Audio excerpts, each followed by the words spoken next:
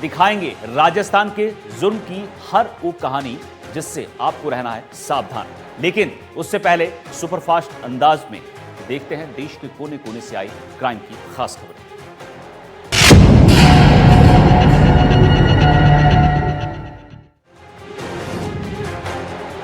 नागौर में जमीनी विवाद में युवतियों पर ट्रैक्टर चढ़ाने की कोशिश। विवादित जमीन पर रातों रात किया गया था निर्माण। हटाने पहुंची थी युवतियां। पुलिस ने 2 आरोपियों को गिरफ्तार किया। सवाई माधोपुर में जमीन विवाद को लेकर एक परिवार के 2 पक्षों में खूनी संघर्ष। मारपीट में एक शख्स की हुई मौत, 4 लोग घायल। बुरी पहाड़ी गांव का मामला। कोटपुतली में लॉरेंस बिश्नोई गैंग का सदस्य गिरफ्तार। 1 दर्जन अवैध हथियारों के साथ इनामी बदमाश संजय जाट अरेस्ट। नगर में पूर्व मंत्री की बेटी के घर बदमाशों का हमला। बीजेपी नेता सुरेंद्र पाल सिंह की बेटी के घर हमला। पुलिस वाले बनकर घर में घुसे थे बदमाश। मारपीट के बाद बदमाशों ने तानी पिस्टल। घटना का सीसीटीवी फुटेज सामने आया। पुलिस के हाथ खाली। डूंगरपुर में सड़क किनारे झाड़ियों में मिला शव। लहूलुहान शव मिलने से इलाके में हड़कंप। परिजनों ने जताई हत्या की आशंका। कल शाम को घर से निकला था युवक। 84 थाना इलाके के बीरसा गांव। पाली के मारवाड़ जंक्शन पर पुलिस की कार्रवाई। भुज दिल्ली एक्सप्रेस में मिली शराब की बोतलें। लावारिस बैग में 22 बोतल अंग्रेजी शराब तस्कर की तलाश में जुटी पुलिस। अलवर में अपहरण मामले में पुलिस को मिली सफलता। पुलिस ने अपहरण गैंग के 2 आरोपियों को किया गिरफ्तार। नकली हरियाणा पुलिस बनकर ई मित्र को किया था अगवा। गोविंदगढ़ थाना क्षेत्र का मामला। जालौर में घर में चोरी का प्रयास। ग्रामीणों ने एक चोर को पकड़ा। अंधेरे का फायदा उठाकर दूसरा चोर हुआ फरार। मामले की जांच में जुटी पुलिस। बागरा थाना क्षेत्र की चांदना गांव का मामला। धौलपुर में शुद्ध आहार मिलावट पर वार अभियान। खाद्य सुरक्षा दल और पुलिस की संयुक्त कार्रवाई। नष्ट करवाया 600 किलोग्राम दूषित मावा। बीकानेर में दिवाली पर स्वास्थ्य विभाग का बड़ा एक्शन। जिले भर में मिलावटखोरों के खिलाफ ताबड़तोड़ कार्रवाई। अब तक 12,263 खाद्य पदार्थ सीज और नष्ट किए गए। घी, तेल, मिठाई और मिल्क प्रोडक्ट नष्ट करवाए गए।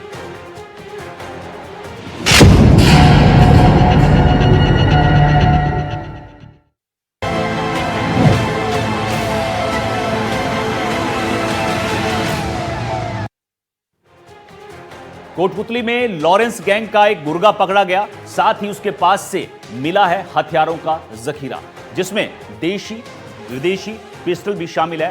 क्या है यह अपराधी किसी बड़ी वारदात को अंजाम देने की फिराक में था या फिर रंगदारी फिरौती में इस्तेमाल करने के लिए यह हथियार दूसरों को सप्लाई करने वाला था? कोटपुतली से हमारे सहयोगी हिमांशु सेन की ये खास रिपोर्ट आप देखिए। दिवाली के त्योहार से पहले कोटपुतली बहरोड पुलिस और डीएसटी टीम की बड़ी कार्रवाई देखने को मिली है, जहां लॉरेंस बिश्नोई गैंग से जुड़े एक गुर्गे को गिरफ्तार किया गया है। आरोपी संजय जाट के पास से भारी मात्रा के अंदर देसी और विदेशी हथियार भी बरामद किए गए हैं। करीब 1 दर्जन देसी विदेशी हथियार बरामद किए गए हैं, जिसके अंदर इटली मेड एक पिस्टल भी शामिल है। साथ ही 20 जिंदा कारतूस भी बरामद किए गए हैं। पुलिस अधीक्षक देवेंद्र कुमार बिश्नोई के निर्देशन में जिले भर में चल रहे विशेष अभियान के तहत पनियाला थाना पुलिस और डीएसटी की टीम को बड़ी सफलता मिली है। टीम ने लॉरेंस गैंग के सदस्य संजय जाट को गिरफ्तार किया है। हरियाणा के रहने वाले संजय जाट को अवैध हथियारों के साथ गिरफ्तार किया गया है। आरोपी पर 25,000 का इनाम घोषित था। एसपी के अनुसार सूचना मिलने पर टीम ने घेराबंदी की और आरोपी को पकड़ लिया। तलाशी में उसके पास से विदेशी पिस्टल भी बरामद हुआ है।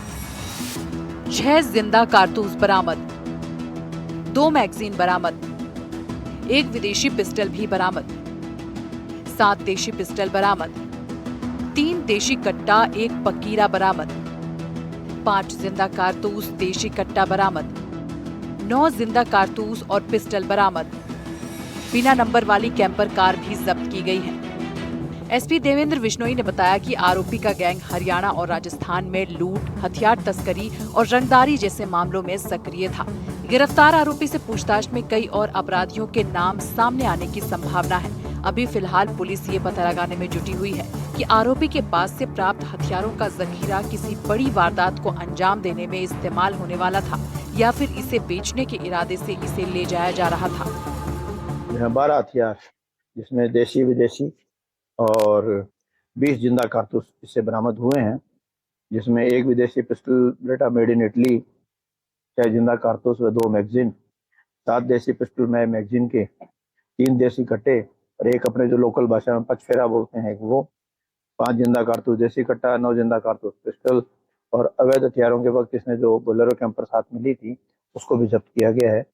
तो कुल कार्रवाई में 12 देशी विदेशी हथियार व 20 जिंदा कारतूस। इस कार्रवाई में थाना प्रभारी रणवीर सिंह के नेतृत्व में डीएसटी टीम कोटपुतली, बहरोड़ और थाना पनियाला की संयुक्त टीम शामिल रही। एसपी ने इस सफल कार्रवाई पर पनियाला पुलिस और डीएसटी टीम को बधाई दी और कहा कि जिले में अवैध हथियारों और संगठित अपराधों के खिलाफ अभियान लगातार जारी रहेगा।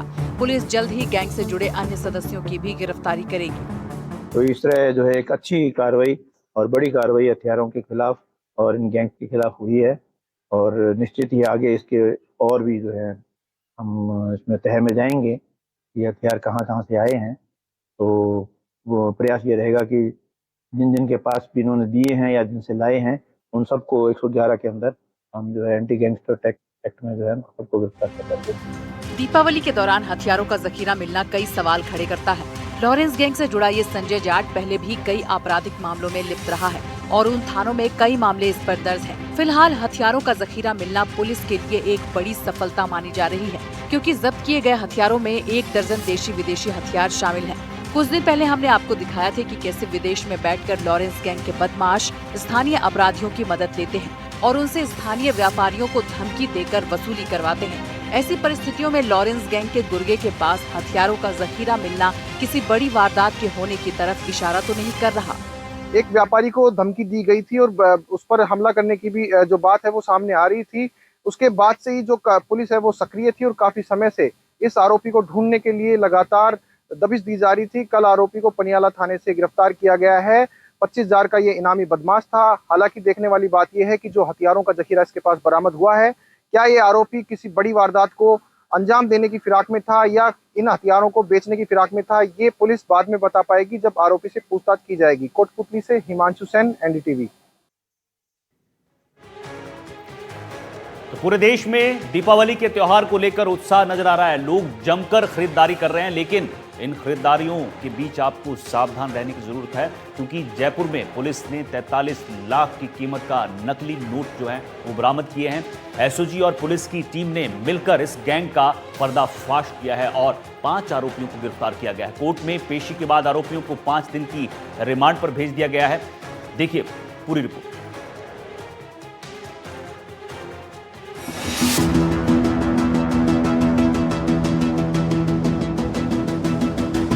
त्योहार के समय में नकली नोट चलाने वाले भी एक्टिव हो जाते हैं और इसी बात को ध्यान में रखते हुए जयपुर पुलिस ने जाली नोटों के खिलाफ बड़ी कार्रवाई को अंजाम दिया है।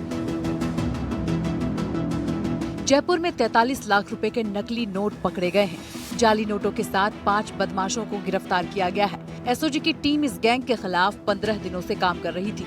एसओजी की टीम और साउथ जिला पुलिस की ये संयुक्त कार्रवाई है और 43,24,000 रुपए जाली नोट बरामद किए गए हैं। 43 लाख रुपए की रकम को दिवाली के मौके पर बाजारों में खपाने की नीयत से लाया गया था। बरामद नोटों में 18 लाख रकम की शीट को लेकर पुलिस ने कहा कि संभवतः ये नोट कहीं बाहरी इलाके से जयपुर लाई गई है। आपको बता दें कि पंजाब और राजस्थान में आरोपियों के खिलाफ पहले से ही मुकदमे दर्ज हैं। अभी 3 मुलजिम हमने और पकड़े हैं, उनको पीसी रिमांड पे लिया, 5 दिन तक पीसी रिमांड पे हैं। आगे की चीज अभी इनसे कुछ पूछताछ में सामने आई है जिनको की वेरीफाई करना बाकी है। उसके बाद इन्वेस्टिगेशन में जैसे होगा उस हिसाब से कार्रवाई की जाएगी। जयपुर से ही इन नोटों को अलग अलग इलाकों में खपाने की तैयारी थी। आपको बता दें कि शुरुआती जांच में ये बात सामने आई है कि 4 लाख जाली नोटों के बदले इन अपराधियों को 1 लाख रुपए मिलते हैं। मिली जानकारी के अनुसार बीकानेर का एक बदमाश इन नोटों की डील करने वाला था। आइए आपको बताते हैं कि नकली नोटों की पहचान कैसे कर सकते हैं। गांधी जी की छवि की रूपरेखा भारतीय मुद्रा में वाटरमार्क के रूप में है। ये मार्क नकली नोट को असली से अलग कर सकती है। नकली नोटों पर वाटरमार्क के लिए ग्रीस तेल का इस्तेमाल किया जाता है। नकली नोटों में वाटरमार्क मोटा दिखाई देता है। वाटरमार्क की पहचान रोशनी के सामने कर सकते हैं।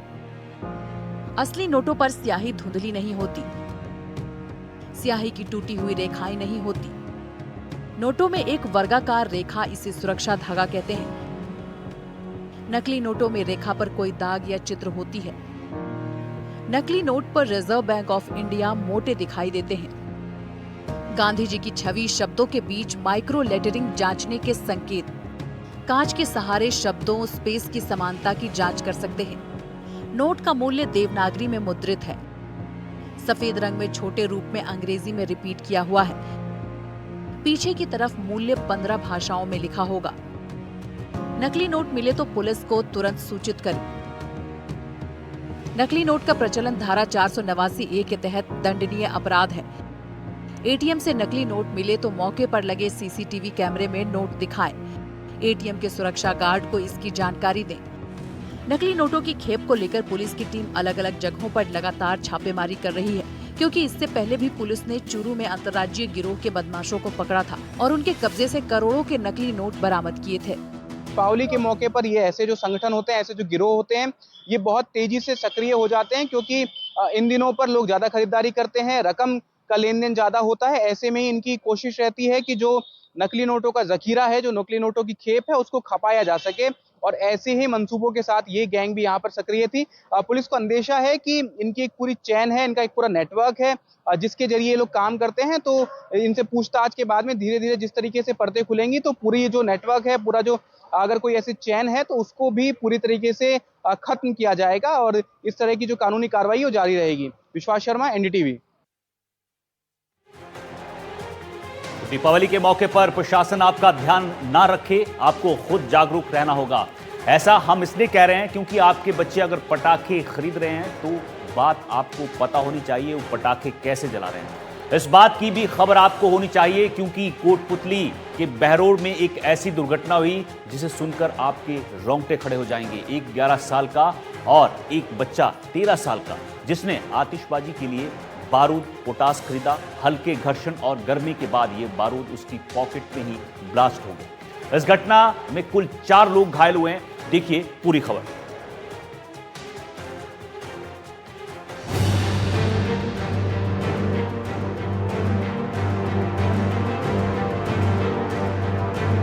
कोटपुतली के बहरोड में दीपोत्सव की तैयारियों के बीच एक दर्दनाक हादसा हो गया।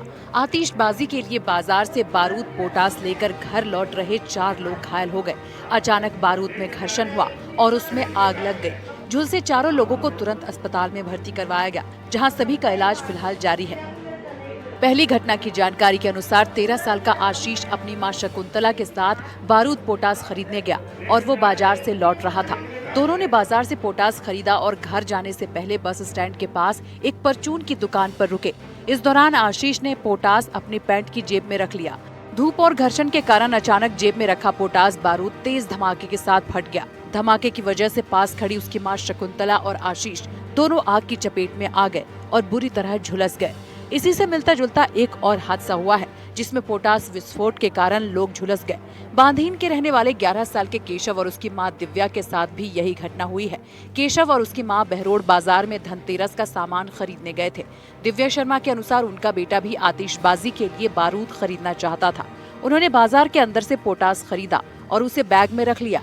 खरीदारी पूरी करने के बाद जब दोनों बस स्टैंड पर सब्जी की दुकान के पास वाहन का इंतजार कर रहे थे, तभी बैग में रखा पोटास अचानक तेज धमाके के साथ फट गया। धमाके से महिला और उसका बेटा दोनों बुरी तरह झुलस गए। आवाज सुनकर मौके पर मौजूद दुकानदार और राहगीर तुरंत मौके पर पहुंचे और आग पर काबू पाकर दोनों लोगों को अस्पताल पहुंचाया गया। इस बीच पहले हादसे में घायल आशीष और शकुंतला को भी स्थानीय लोगों ने अस्पताल पहुंचाया, जहां सभी का उपचार फिलहाल जारी है। डॉक्टर अवनीश यादव ने बताया कि चारों के शरीर के ऊपरी हिस्से में जलन है।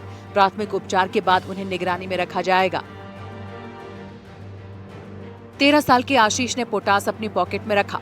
तेज गर्मी और घर्षण से पोटास में विस्फोट। 13 साल का आशीष और उसकी मां हुए घायल। बांधीन के 11 साल के केशव ने खरीदा पोटास। केशव ने पोटास को अपने बैग में रख लिया।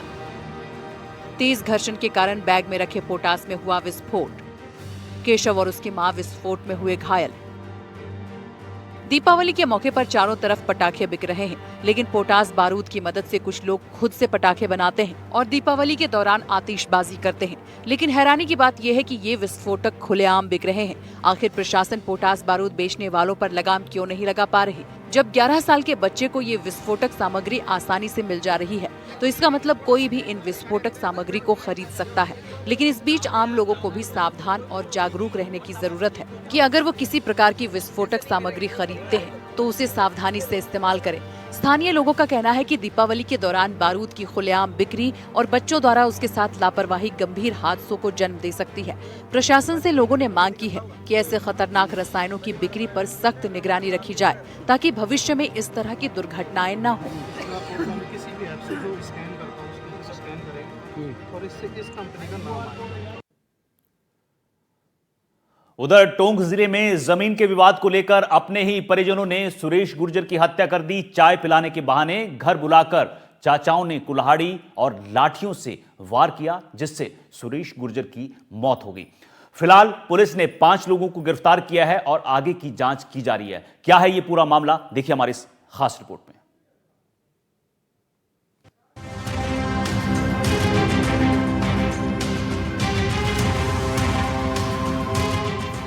टोंक जिले के बेलहड़ी गांव में सुरेश गुर्जर की हत्या के आरोप में सुरेश गुर्जर के 3 सगे चाचा और ताऊ के साथ उसके भाई और भाभी को गिरफ्तार किया गया है।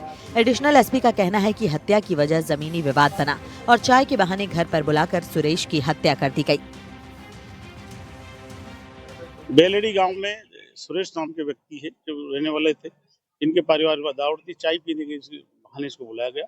3 इसके चाचा, एक का परिवार का भाई और उसकी पत्नी, इन पर आरोप लगाया और उसकी 10 तारीख को उसकी गंभीर चोटें आई। चोट के बाद उसको दूनी हॉस्पिटल में रेफर किया। दोनों ने जहरीला उसकी मृत्यु हो गई। पुलिस ने हत्या का मुकदमा दर्ज कर लिया। मुकदमा दर्ज करने के बाद में 5 आरोपियों को गिरफ्तार कर लिया और पीसी रिमांड इनका लिया जाएगा।